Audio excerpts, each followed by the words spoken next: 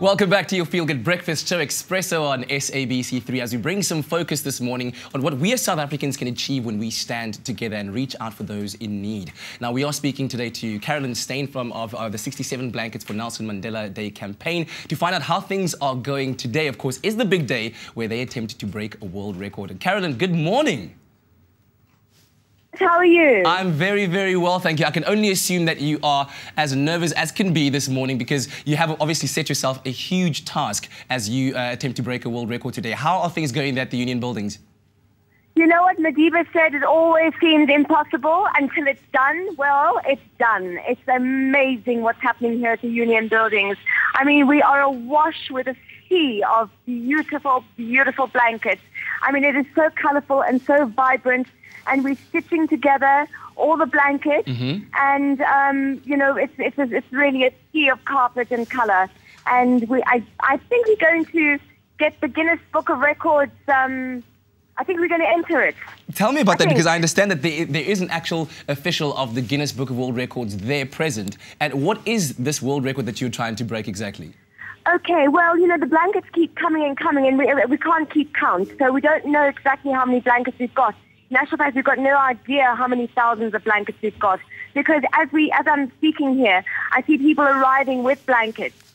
So in order to be assured of a Guinness entry, we have decided to go for the largest blanket, the biggest blanket in the world. Okay. So we've got people stitching all the blankets together, hundreds of people stitching away. I mean, we were here till about midnight last night, stitching and stitching, and then finally we thought, no, we do need to get some sleep before today, because it's so unbelievable, and it's emotional, and it's so beautiful. Oh, wow. And we're looking forward to hearing from you a bit later on whether the world record was broken or not. But I can only assume that for you, on a personal level, this must have been a very gratifying experience.